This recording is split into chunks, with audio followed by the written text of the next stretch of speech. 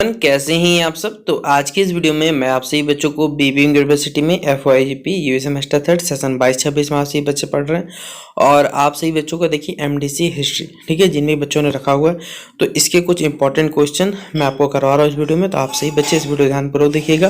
Video पसंद आए तो वीडियो को लाइक और शेयर कर दीजिएगा। चैनल पर अगर न्यू आए तो चैनल को सब्सक्राइब कर लीजिएगा और साथ में बेल आइकन पर क्लिक कर लीजिएगा ताकि इसी प्रकार पल पल की हर वीडियो नोटिफिकेशन आपको मिलता रहेगा।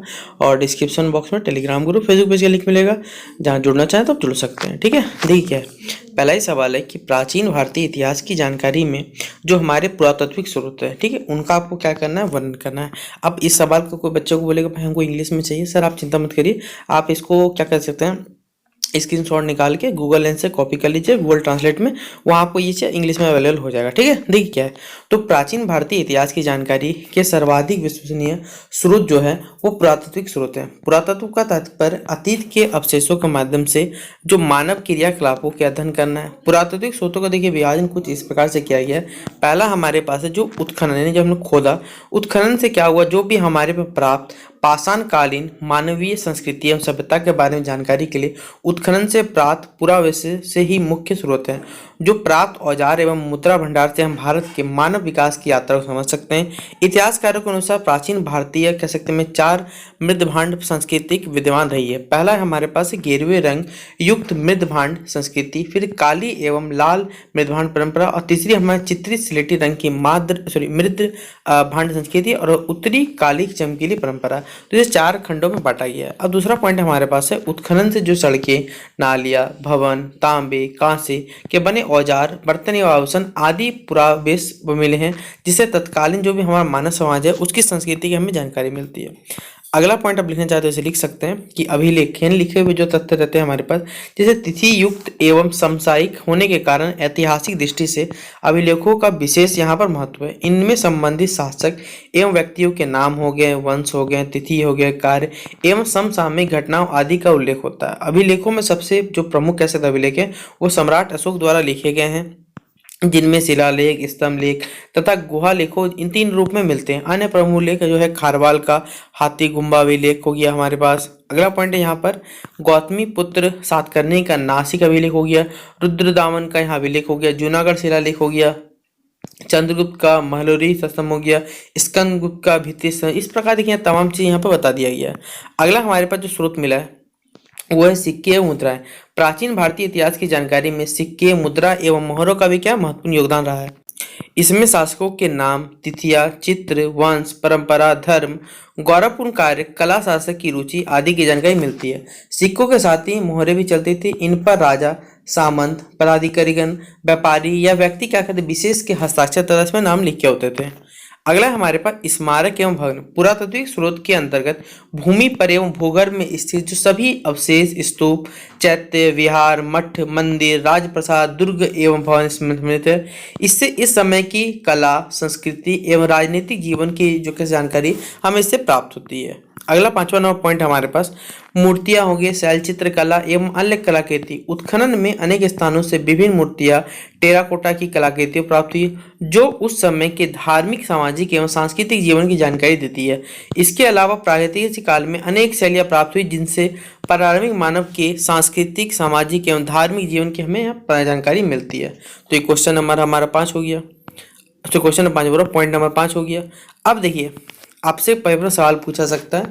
इस सवाल को तो मैंने लिखा नहीं है। अगर आपसे इतिहास के महत्व को समझाई बोला जाएगा आप क्या लिखे, क्योंकि MDC के पेपर का सिलेबस अगर आपने सही से देखा हुआ है तो यहाँ पर ये सब टॉपिक दिया हुआ है कि इतिहास किससे जुड़ा हुआ है, इतिहास क्या है, इतिहास हम क्यों पढ़ते हैं, क्यों जरूरी है, यानी ओवरऑल द लॉजिक देखा जाए तो इतिहास का महत्व आपको बताने बोला जाता है। आप किस प्रकार लिखिएगा, इसीलिए मैंने यहाँ लिखा हुआ इतिहास का महत्व, जिससे सारा का सारा जो क्वेश्चन होगा एक ही बार पॉइंट देखिए कवर हो गया आपका। ठीक है, पहला ही क्या है, आपको पहचान को समझना है। यानी इतिहास क्या करता है, किसी भी व्यक्तिगत और सामूहिक पहचान को ये आकार देता है। अतीत की खोज करके जो व्यक्ति रहता है अपनी सांस्कृतिक विरासत, परंपरा और उन अनुभवों से जुड़ते हैं जिन्होंने उनके समुदाय को यहाँ पर परिभाषित किया है।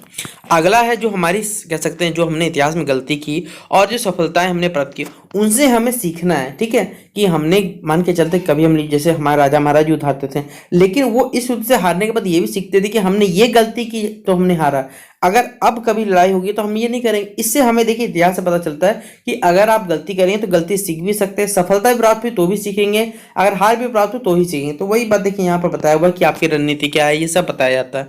तो पॉइंट नंबर 2 हो गया। फिर वर्तमान के लिए क्या संदर्भ देखिए हमारे पास, वर्तमान अतीत की गहराई से नहीं थे, ऐतिहासिक जो ज्ञान है हमारा समसामयिक मुद्दों के लिए संदर्भ प्रदान करता है, व्यक्ति और सामाजिक चुनौती से निपटने के लिए सूचित निर्माण के लिए मदद करता है। हमारा अगला पॉइंट है सांस्कृतिक क्या करता है, संरक्षण करता है। सांस्कृतिक विरासत को संरक्षित करने में इतिहास महत्वपूर्ण भूमिका निभाता है। साहित्य और कला से लेकर जो रीति रिवाजों तक हमारे पास ऐतिहासिक संदर्भों को समझना सांस्कृतिक प्रथाओं की निरंतरता सुनिश्चित करता है। फिर सामाजिक एवं राजनीतिक जागरूकता होती है इससे हमारे पास, तो इसका लिख दीजिएगा आप लोग। इतिहास की सूक्ष्म जो समझ है वो सामाजिक और राजनीतिक जागरूकता बढ़ावा देती है।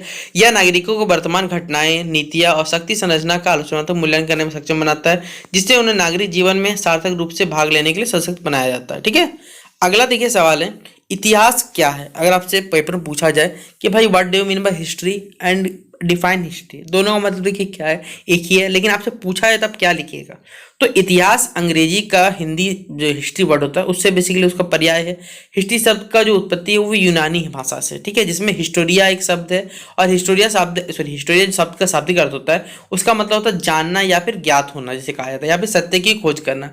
तो हिस्टोरिया शब्द का दूसरा अर्थ भी होता है वास्तविक रूप से क्या घटित हुआ, व्हाट वाज एक्चुअली हैपेंड, अर्थात किसी कभी भी जो वास्तविक घटना से घटित हुए उसे हम लोग क्या कह सकते हैं, इतिहास कह सकते हैं। अब यहाँ बताया वो पॉइंट के थ्रू कुछ कि इतिहास शब्द का हिंदी भाषा की दृष्टि से अर्थ करें तो इतिहास शब्द की जो व्युत्पत्ति हुई है वो हिंदी भाषा का दो शब्द से हमारे हुई है, जैसे क्या है इति जोड़ हास, जिनका अर्थ होता है निश्चित रूप से ही ऐसा ही हुआ। इस तरह शाब्दिक अर्थों की दृष्टि से यूनानी, लैटिन, हिंदी भाषा के शब्दों की दृष्टि से समानता है।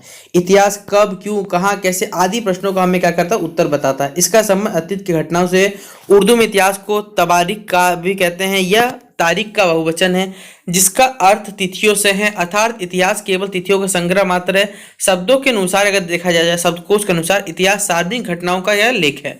यूनान यहाँ पर बताया हुआ है कि यूनान में हेरोडेटस का प्रथम जो इतिहासकार माना जाता है, इन्हें अगर पेपर में पूछा है प्रथम इतिहासकार हो तो यूनान का हेरोडेटस ने 500 ईसा पूर्व कथा, कहानी, घटनाओं आदि का संग्रह या संकलन किया। इस तरह इतिहास को संकलन कथात्मक इतिहास भी यहाँ पर कहा जाता है। अब इतिहास की परिभाषा देखिए कुछ जो लोगों के द्वारा दी गई है वो यहाँ पर बताया गया है। पहला हमारे पास है जॉन हॉजिंग के बारे में बताया गया है। फिर जो दूसरा नंबर पॉइंट दिया गया है वो जोन्स के द्वारा दिया गया है। तीसरा नंबर पॉइंट जो हमारे पास हेनरी जॉनसन के द्वारा दिया गया है और चौथा नंबर जो पॉइंट हमारा वो रेप्सन के द्वारा दिया गया है।